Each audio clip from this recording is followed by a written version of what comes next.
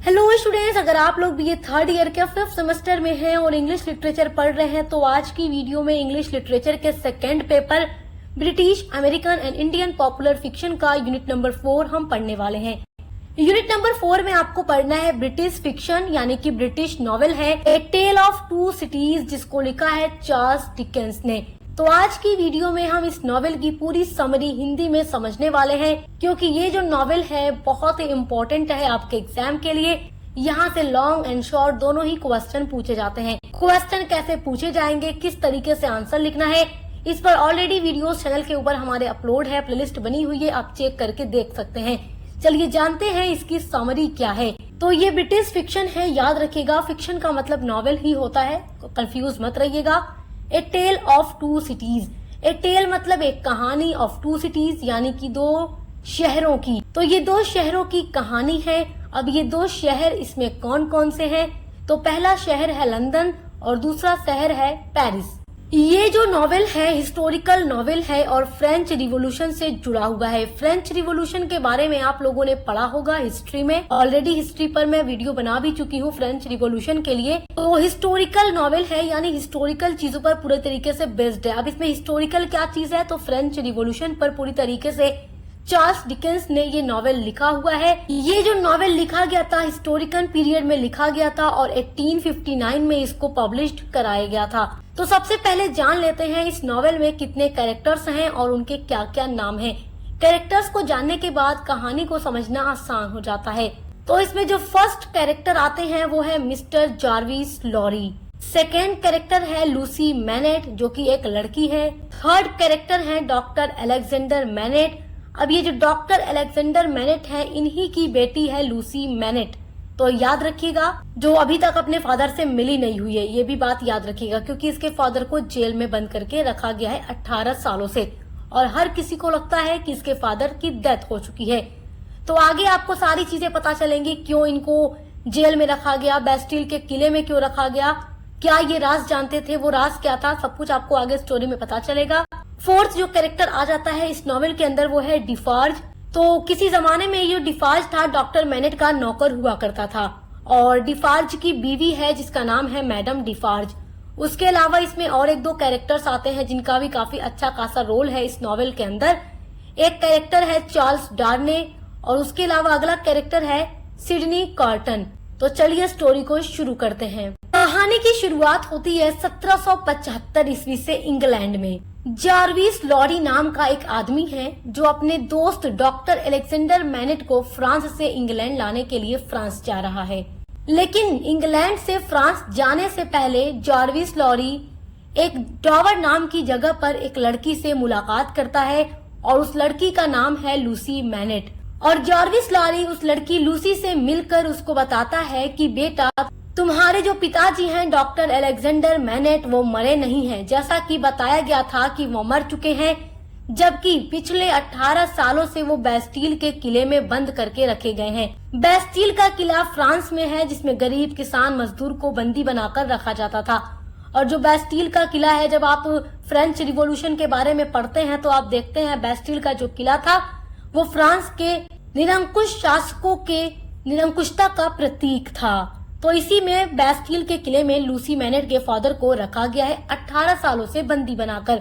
और अभी तक हर कोई जानता था कि वो मर चुके हैं, लेकिन अब पता चला है कि लूसी मैनेट के फादर जिंदा हैं और उनके दोस्त जार्विस लॉरी अपने दोस्त को लेने के लिए फ्रांस जा रहे हैं। मिस्टर जार्विस लॉरी लूसी से कहते हैं कि फ्रांस में एक आदमी है जिनका नाम है मिस्टर डिफार्जे, जो पहले तुम्हारे फादर के नौकर थे, और मिस्टर डिफार्जे की एक वाइफ है मैडम डिफार्जे, उन्होंने तुम्हारे फादर को सीक्रेटली बेस्टिल के किले से बाहर निकाल लिया है और अब मिस्टर डिफार्जे के वहाँ वो शराब की दुकान में है।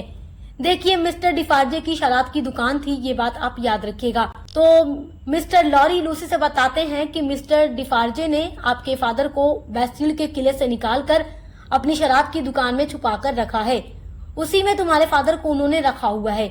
तो यह बात सुनकर लूसी अपने अंकल मिस्टर लॉरी से कहती है कि मैं भी आपके साथ पेरिस चलूंगी अपने फादर को लेने के लिए। तो मिस्टर लॉरी कहते हैं ठीक है बेटा तुम भी चलो। जब लॉरी और लूसी अलेक्जेंडर मैनेट से मिलने के लिए फ्रांस पहुंचते हैं तो अलेक्जेंडर अपनी बेटी को और अपने दोस्त को नहीं पहचानता। 18 सालों तक बैस्टिल के किले में बंद रहने की वजह से डॉक्टर मैनेट जो है मेंटली डिस्टर्ब हो चुके हैं और बहुत कमजोर भी हो चुके हैं। वह हर समय जूते बनाते रहते हैं और जूते बनाने का ढंग उन्होंने जेल में ही सीखा था। लूसी अपने फादर की ये हालत देखती है तो उसकी आंखों में आंसू आ जाते हैं, लेकिन उसे अपने आप पर पूरा यकीन होता है कि वो अपने फादर का इतने अच्छे से ख्याल रखेगी कि वो एकदम अच्छे ठीक हो जाएंगे पहले की तरह। अब मिस्टर लॉरी और लूसी डॉक्टर मैनेट को लेकर लंदन वापस आ जाते हैं। अब ये कहानी 5 साल आगे बढ़ती है। अब कहानी है 1780 ईस्वी की और अब इसमें कुछ नए कैरेक्टर्स की भी एंट्री होती है। अब इसमें एक जो नया कैरेक्टर आता है उसका नाम है चार्ल्स डार्ने।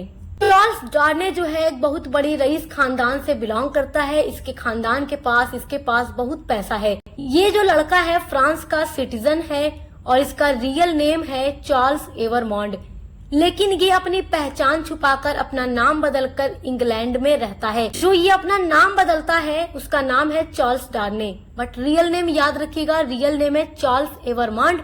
जिस नाम से ये इंग्लैंड में रह रहा है वो नाम है इसका चार्ल्स डार्ने। तो अभी देखिए क्या हो रहा है कहानी में कि चार्ल्स डार्ने पर एक मुकदमा चल रहा है कि ये फ्रांस का सिटीजन है और इंग्लैंड में रहकर जासूसी करता है फ्रांस के लिए। अब डॉक्टर मैनेट और लूसी को एक गवाह के तौर पर कोर्ट में बुलाया जाता है और ये केस किसका है? चार्ल्स डार्ने का है। अब चार्ल्स डार्ने का जो लॉयर है उसका नाम है स्ट्राइवर, जो कि चार्ल्स डार्ने को बचाने का काम करता है और स्ट्राइवर का एक दोस्त है जिसका नाम है सिडनी कार्टन। तो अब देखिए जो सिडनी कार्टन है ये भी एक नया कैरेक्टर यहाँ से कहानी में जुड़ता है। अब ये जो सिडनी कार्टन है ये भी इस नॉवेल में बहुत सारे रोल प्ले करता है। आपको आगे पता चलेगा कि ये कितना बड़ा रोल प्ले करता है। अब देखिए जो सिडनी कार्टन है बिल्कुल चार्ल्स डार्ने का हमशक्ल है। तो सिडनी कार्टन गवाही देते हुए कहता है कि हो सकता है अथॉरिटी ने मुझे देखा हो और समझा होगा कि चार्ल्स डार्ने है, तो इसलिए ये लोग ये केस जीत जाते हैं और जो चार्ल्स डार्ने के ऊपर मुकदमा है वो खत्म हो जाता है और इस तरीके से वो चार्ल्स डार्ने को बचा लेते हैं। अब ये स्टोरी फ्रांस जाती है और अब देखिए फ्रांस में क्रांति हो रही है क्योंकि वहाँ पर जो अमीर लोग हैं, बड़े खानदान के लोग हैं, उनके द्वारा गरीबों का बहुत ज्यादा शोषण किया जाता है। वहाँ के अमीर लोग किसान मजदूर को बहुत ज्यादा दबाते हैं। जब आप लोग फ्रांस की क्रांति पढ़ते हैं तो आप देखते हैं कि वहाँ का जो सोसाइटी है 3 स्टेट्स में बटी हुई है, फर्स्ट, सेकेंड एंड थर्ड। और फर्स्ट स्टेट्स में बहुत ऊंचे लोग आते थे, उससे छोटे, सेकंड में उससे छोटे और थर्ड में सबसे लोअर आते थे। तो ऊपर वाले जो लोग होते थे यानी जो अमीर लोग होते थे वो किसान मजदूर गरीबों का शोषण करते थे, उनके साथ बहुत गलत अत्याचार करते थे और उनको दबा कर रखते थे। अब देखिए पेरिस में एक आदमी है जिसका नाम है मार्किस सेंट एवरमॉन्ड, जो अपनी बग्घी में बैठकर अपने महल की तरफ जा रहा है और किसान गैस्पर्ड के बेटे को अपनी बग्घी के नीचे कुचल कर वो मार देता है और अपनी बग्घी में से वो एक सिक्का उछाल कर किसान गैस्पर्ड की तरफ फेंक देता है और कहता है कि लो ये तेरे बेटे की मौत का हर्जाना है। ये देखिए जो मार्किस सेंट एवरमॉन्ड है इसको अपनी अमीरी का कितना घमंड है कि ये गरीब किसान के बेटे को मार भी देता है और सिक्का उछाल कर कहता है कि ये तेरे बेटे की मौत का हर्जाना है। अब देखिए जब गैस्पर्ड के साथ इतना बड़ा हादसा होता है तो मिस्टर डिफार्ज जो है वो गैस्पर्ड को दिलासा देता है और कहता है कि तुम टेंशन मत लो, सब ठीक हो जाएगा। देखिए जो डिफार्ज फैमिली है इसका बहुत बड़ा रोल होता है फ्रांस की क्रांति में। तो गरीबों का फ्रांस की क्रांति में बहुत ज्यादा साथ देते हैं और अमीरों से वो नफरत करते हैं। अब ये जो मार्किस एवरमॉन्ड है वो अपने महल में पहुंचता है और अपने भतीजे चार्ल्स डार्ने से मिलता है। सोर्स रेस जैसा कि मैंने आपको अभी बताया था कि जो चार्ल्स डार्ने है काफी बड़े फैमिली से बिलोंग करता है और ये फ्रांस का सिटीजन है। तो ये जो मार्किस एवरमॉन्ड है उसी का भतीजा है चार्ल्स डार्ने, जिसका रियल नेम है चार्ल्स एवरमॉन्ड और ये जो है अपनी फैमिली से बहुत ज्यादा नफरत करता है। इसीलिए ये अपना नाम चेंज करके इंग्लैंड में रहता है क्योंकि जो इसकी फैमिली है फ्रांस के गरीब लोगों के साथ बहुत ज्यादा शोषण करती है और चार्ल्स डार्ने को गरीबों के साथ काफी ज्यादा सिंपैथी है और वो गरीबों के साथ कोई बुरा काम नहीं करता, इसलिए अपनी फैमिली से नफरत करता है कि इसकी फैमिली को अपनी अमीरी पर इतना घमंड है और ये फ्रांस के गरीब लोगों के साथ गलत काम करते हैं, उनको हमेशा दबाकर रखते हैं। अब फिर से ये कहानी सेट होती है लंदन में। चार्ल्स डार्ने जब लूसी से मिलता है तो वो उससे प्यार करने लगता है और डॉक्टर मैनेट भी लूसी और चार्ल्स डार्ने की शादी के लिए मान जाते हैं, क्योंकि जो लूसी है वो भी शादी के लिए हाँ कर देती है, क्योंकि वो भी चार्ल्स डार्ने से प्यार करती है। तो इस तरीके से चार्ल्स डार्ने और लूसी की शादी हो जाती है। स्टूडेंट्स, यहाँ पर एक बात याद रखिएगा, जो सिडनी कॉटन है वो भी लूसी से प्यार करता है, ये जानते हुए भी कि लूसी जो है वो डार्ने से प्यार करती है। और सिडनी कॉटन लूसी से ये प्रॉमिस करता है कि वो हमेशा उसके साथ खड़ा रहेगा और कोई भी कुर्बानी अगर उसको देनी पड़े लूसी के लिए तो वो कोई भी कुर्बानी दे सकता है, क्योंकि वो लूसी से बहुत ज्यादा प्यार करता है। और लूसी की शादी जब डार्ने से हो जाती है तो ये बिल्कुल बुरा नहीं मानता और उसके साथ हमेशा खड़ा रहने का वादा भी करता है। जब लूसी और डार्ने की शादी हो जाती है तो शादी के अगले ही दिन डॉक्टर मैनेट को एक बात पता चल जाती है, और बात ये है कि जो चार्ल्स डार्ने है वो एवरमॉन्ड फैमिली से बिलोंग करता है और उसका रियल नेम चार्ल्स डार्ने नहीं जबकि चार्ल्स एवरमॉन्ड है। ये बात सुनकर फिर से वो पहले की तरफ पागल हो जाते हैं, जैसे कि वो ब्लैक स्टार्ट में पागल थे और जब उनकी बेटी ने देख रेख की तब जाकर वो ठीक हुए थे। तो पहले की तरह वो पागल हो जाते हैं और फिर से जूते बनाने का काम शुरू कर देते हैं। अब आखिर डॉक्टर मैनेट डार्ने का रियल नेम जानकर इतना ज्यादा पागल क्यों हो गए? वह ऐसा क्या जानते हैं एवरमॉन्ड फैमिली के बारे में जिसकी वजह से नाम जानते ही ये पागल हो गए? ये बात तो अब स्टोरी में आगे पता लगेगी। अब कहानी सेट होती है फ्रांस में। अब देखिए, फ्रांस में क्रांति बहुत तेजी से बढ़ रही है और गरीब किसान मजदूर सरकार के खिलाफ आवाज उठा रहे हैं। फाइनली वो दिन आ जाता है जब क्रांति हो जाती है। 14 जुलाई 1789 में फ्रांस की रिवॉल्यूशन हो जाती है। डिफार्ज फैमिली जो है मिडिल क्लास लोगों को बेस्टील के किले पर धावा बोलने के लिए मदद करती है। बेस्टील में फ्रांस की जनता घुस करके सभी बंदियों को रिहा कर देती है, जिसमें कि मजदूरों और किसानों को कैदी करके रखा जाता था। जो कि निर्दोष होते थे उनको बेस्टील में कैद करके रखा जाता था, तो उनको वो लोग बेस्टील में घुस करके रिहा करा देते हैं। बेस्टील के जिस कमरे में डॉक्टर मैनेट को बंदी बनाकर रखा गया था उसमें डिफार्ज फैमिली को एक लेटर मिलता है और ये लेटर लिखा था डॉक्टर मैनेट ने। जब डॉक्टर मैनेट 18 साल इस जेल में थे तब उन्होंने जेल में रहकर ये लेटर लिखा था और इस लेटर में उन्होंने लिखा था कि जो चार्ल्स डार्ने के फादर और अंकल हैं उन्होंने एक लड़की का रेप किया था और फिर उस लड़की को भी मार दिया और साथ ही साथ उस लड़की के भाई को और उसके फादर सभी को मारकर खत्म कर दिया। यही बात डॉक्टर मैनेट को पता चल गई थी, तो इसीलिए डार्ने के फादर और अंकल ने बेस्टील के किले में डॉक्टर मैनेट को बंद करके 18 सालों तक रखा था ताकि उनकी ये बात किसी को पता न चल जाए।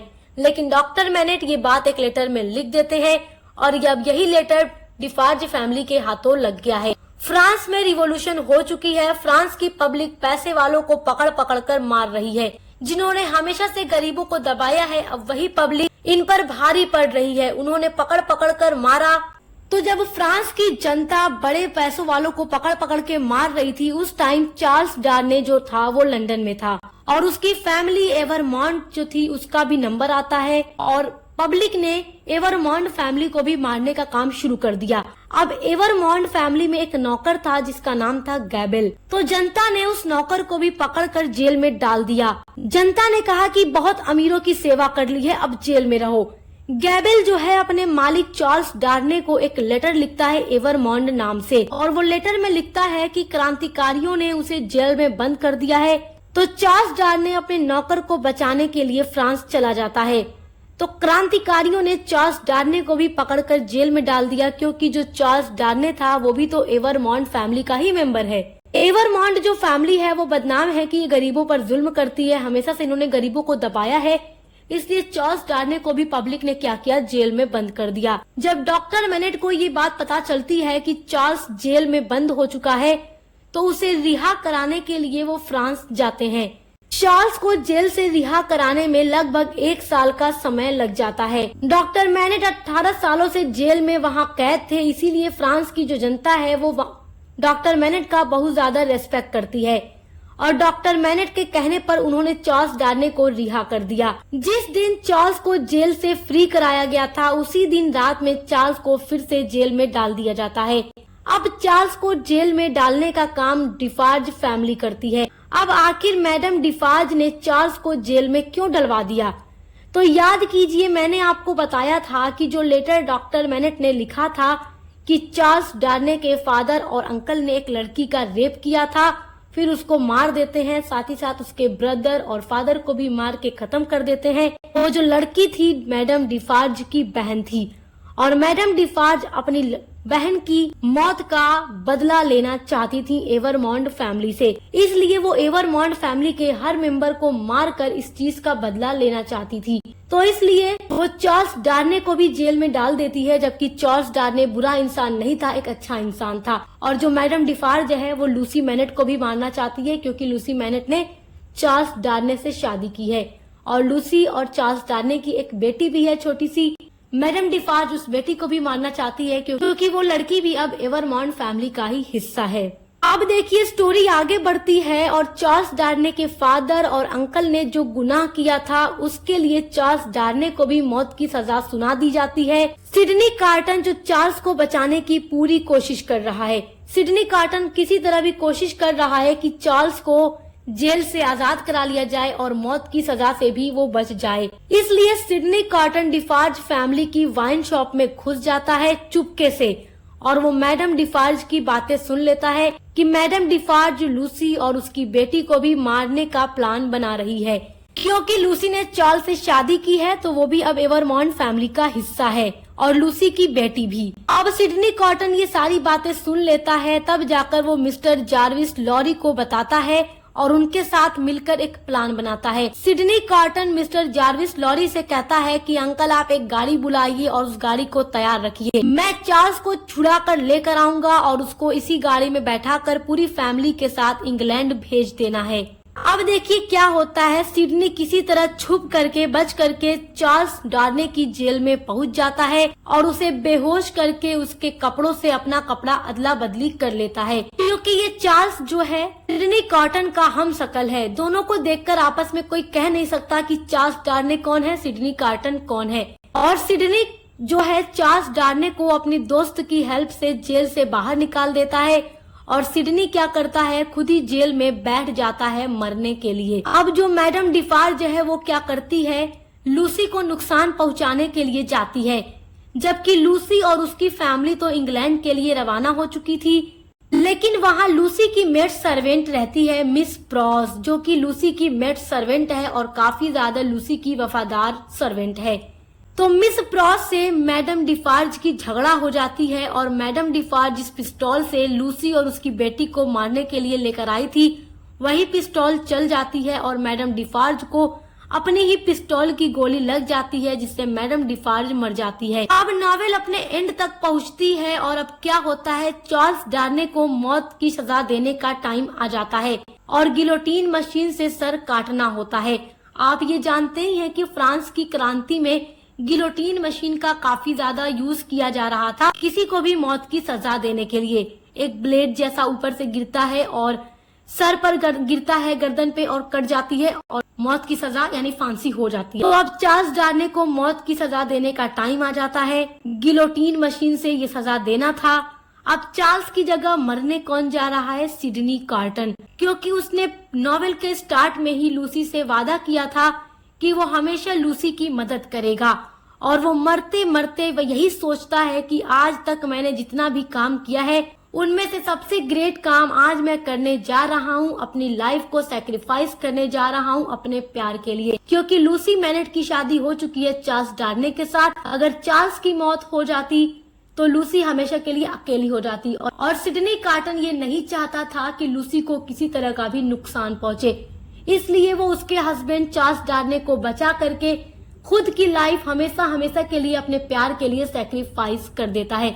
तो इस तरीके से इस नॉवेल का एंड हो जाता है। आई होप कि आप इस नॉवेल की स्टोरी बहुत अच्छे से समझ गए होंगे। देखिए स्टोरी समझ गए हैं तो एग्जाम में क्वेश्चंस आएगा तो आप इजीली अटेम्प्ट कर लेंगे। इसी तरीके से हम आपके हर एक सब्जेक्ट की क्लासेस कंप्लीट करा रहे हैं और जितने यूनिट्स हैं उन पर एक सीक्वेंस में वीडियोस आ रही है, प्लेलिस्ट बनी हुई है, तो चेक जरूर कीजिएगा। आप मिलते हैं अगली वीडियो के साथ।